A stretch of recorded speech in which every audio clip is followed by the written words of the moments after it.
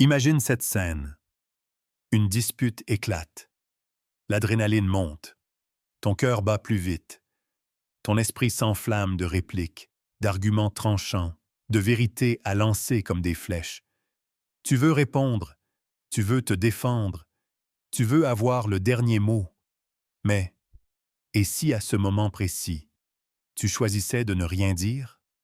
Pas par faiblesse, mais par maîtrise. C'est là que la philosophie de Nietzsche prend tout son sens.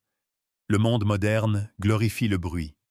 Celui qui parle le plus fort, celui qui réagit le plus vite, celui qui impose sa voix semble dominer. Et pourtant, c'est souvent l'inverse qui se produit. Car celui qui ne réagit pas n'est pas contrôlé. Celui qui garde le silence ne perd pas le contrôle. Nietzsche nous enseigne une vérité brutale, mais libératrice. Le besoin de parler, de se justifier, de s'expliquer à tout prix, est un aveu de faiblesse. L'être fort n'a pas besoin d'être validé. Il n'a pas besoin de convaincre. Il choisit de parler quand il le décide. Pas quand les autres l'y poussent. Regarde autour de toi. Combien de fois as-tu vu des gens se justifier sans qu'on leur ait demandé? Combien de débats tournent à vide, sans vérité, juste pour montrer qu'on a raison? Dans ce vacarme, le silence devient révolutionnaire, car il génère du mystère. Il crée du poids. Il force l'autre à se confronter à lui-même. Le silence dérange. Et c'est là toute sa force. Il inverse la dynamique de pouvoir. Celui qui se tait n'est plus dans la réaction. Il observe. Il choisit. Il contrôle. Tu crois peut-être que rester silencieux, c'est fuir. Mais la fuite, c'est justement parler quand on ne devrait pas. Réagir au lieu de répondre. Céder à l'impulsion au lieu de l'intention. Celui qui sait se taire au bon moment domine l'espace, non par violence, mais par souveraineté. Tu veux une preuve? Rappelle-toi ces personnes qui t'ont le plus marqué. Étaient-elles bruyantes? Avaient-elles toujours une opinion à donner? Ou étaient-elles de celles qui, par leur seul regard, leur seul silence, imposaient le respect? Le vrai pouvoir ne s'impose pas. Il se ressent. Mais ce pouvoir, tu ne l'auras pas tant que tu ne reprendras pas le contrôle de ta parole. Tant que tu répondras à chaque pic. Tant que tu chercheras à tout expliquer. Tant que tu vivras dans l'urgence d'être compris. Le silence est un art. Et comme tout art, il demande de la discipline. Il demande du courage. Parce qu'il t'oblige à faire face à toi-même, à ton inconfort, à ta peur du vide, à ton besoin d'être entendu. Mais une fois que tu franchis ce seuil, une chose incroyable se produit. Tu deviens libre. Libre de ne plus réagir. Libre de ne plus être affecté par chaque mot lancé contre toi. Libre de ne plus courir après l'approbation. Tu redeviens maître du jeu. Et c'est là que tu comprends enfin. Se taire n'est pas un retrait. C'est une stratégie. C'est un acte de puissance. C'est la preuve que tu n'es plus une marionnette de tes émotions. Alors maintenant, pose-toi cette question simple, mais essentielle. Est-ce que tu parles parce que tu choisis de parler ou parce que tu ne supportes pas le silence? On t'a appris, sans même te le dire, que pour exister, il fallait te faire remarquer, qu'il fallait parler fort, occuper l'espace, répondre vite, ne jamais te laisser faire. On t'a fait croire que le silence était une absence, une faiblesse, une soumission. Mais Nietzsche pense autrement. Le vrai pouvoir est silencieux. Pourquoi? Parce que le vrai pouvoir n'a rien à prouver. Un lion ne rugit pas pour chaque provocation. Il observe, il mesure, il décide. Il sait qu'il n'a pas besoin d'impressionner. Sa simple présence suffit. C'est exactement ce que Nietzsche appelle la noblesse d'esprit.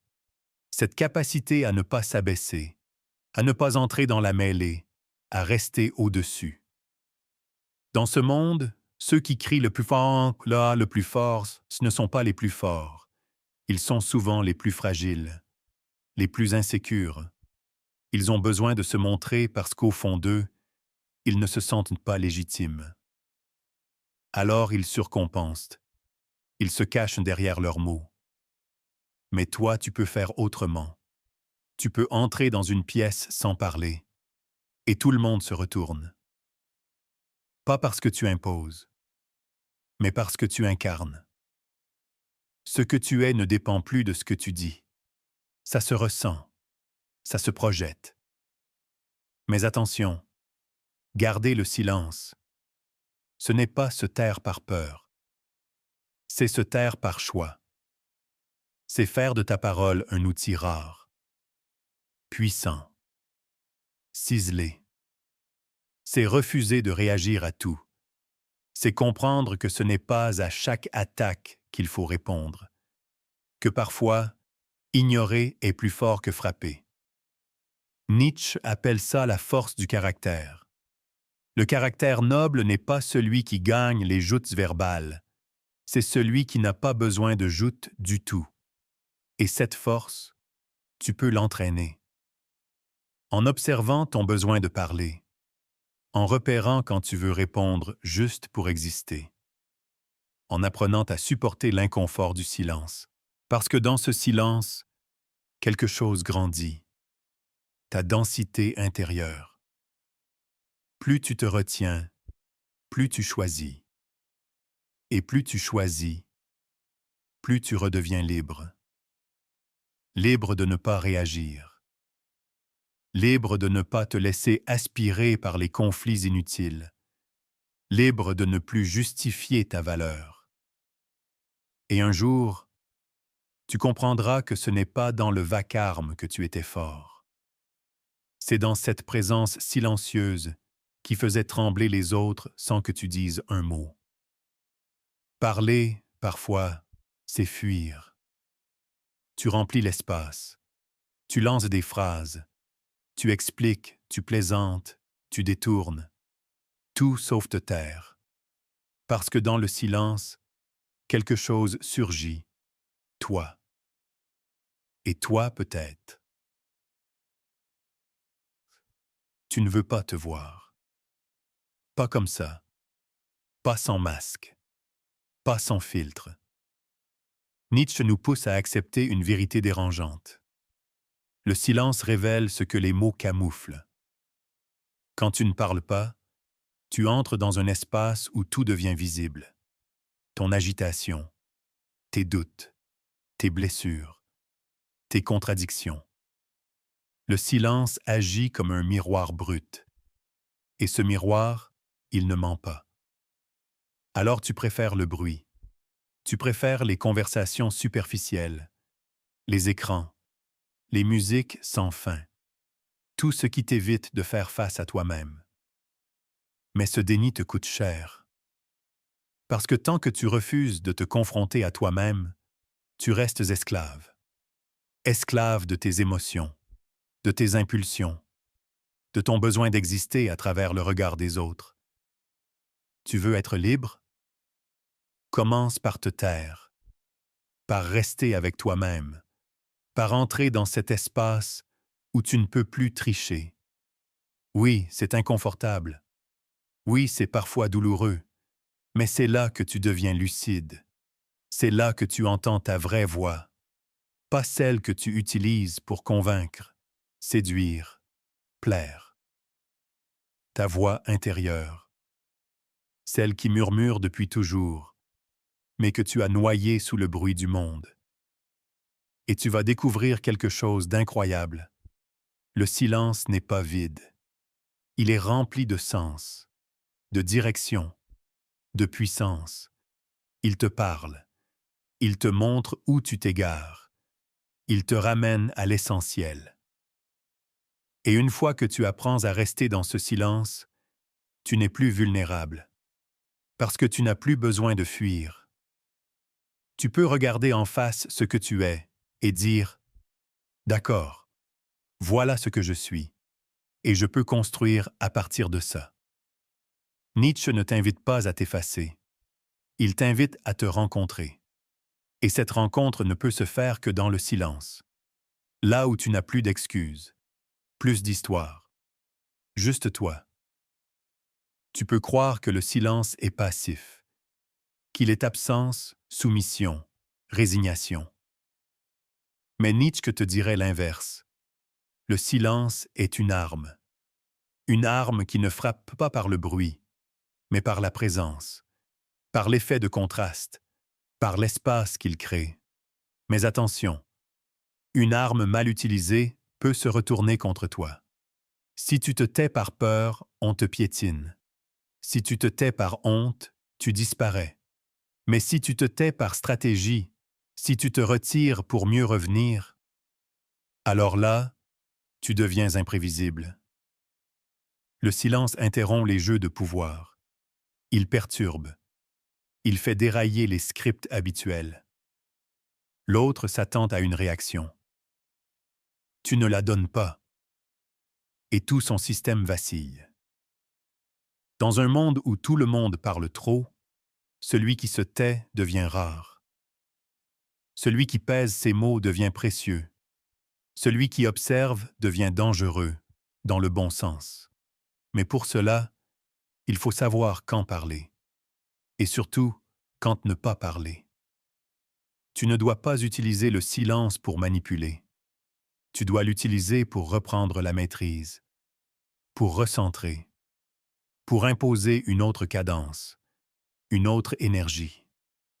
Parce que parfois, le vrai choc n'est pas ce que tu dis, c'est ce que tu ne dis pas. C'est ton silence qui dit « Je ne joue pas ce jeu ». C'est ton regard qui dit « Je n'ai pas besoin de me défendre ». C'est ton absence de réaction qui dit « Je suis ailleurs, au-dessus ». Et là, tu deviens redoutable, non pas par agressivité, mais par maîtrise. Alors entraîne-toi. Retire-toi du bavardage. Reviens à l'essentiel. Rends ta parole rare. Et tu verras, plus tu maîtrises ton silence, plus ton monde intérieur devient solide. À la fin de tout cela, tu peux te demander « Pourquoi me taire? Pourquoi choisir cette voie dans un monde qui me pousse à parler, à montrer, à m'imposer sans cesse? » Parce que le silence, dans sa forme la plus pure, n'est pas un retrait. C'est une affirmation.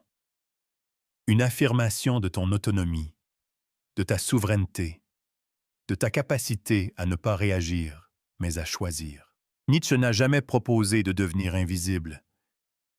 Il a proposé de devenir impénétrable, indépendant, libre, non pas au sens social, mais au sens spirituel. Et cette liberté commence quand tu n'as plus besoin de prouver, quand tu n'as plus peur de ce que les autres pensent, quand tu n'as plus à courir après la reconnaissance. Le silence n'est pas une absence, c'est une présence pleine, un espace où tu redeviens l'auteur de ta parole, où tu n'es plus une réaction parmi d'autres, mais un centre de gravité. Et dans un monde qui parle trop, qui crie, qui s'agite, ton silence deviendra ton message. Ton silence dira « Je ne suis pas ici pour me justifier, je suis ici pour incarner. » Et ça, peu de gens peuvent te le faire. Peu de gens ont le courage de ce silence-là, parce qu'il est nu, parce qu'il est sans échappatoire, parce qu'il dit la vérité. Mais toi, tu peux le faire. Tu peux décider de te taire non par peur, mais par puissance. Et ce silence-là changera tout. Ce n'est pas un vide, ce n'est pas une faiblesse. C'est une force que peu comprennent. Car dans un monde qui hurle, celui qui se tait devient un mystère. Et parfois, une menace. Nietzsche l'avait compris. La véritable puissance ne cherche pas à s'imposer. Elle se maîtrise, Elle se retient, elle observe. Et dans ce silence, elle se renforce. Si tu sens que le bruit t'épuise, si tu choisis de ne plus tout dire, de ne plus tout montrer, alors tu es peut-être en train de découvrir cette forme de force intérieure que seuls les silencieux connaissent. Abonne-toi. Pas pour parler plus fort, mais pour apprendre à parler moins et peser chaque mot comme s'il comptait. Car ici, on explore la puissance du silence, la sagesse du retrait et la grandeur de ceux qui avancent sans bruit, mais jamais sans but.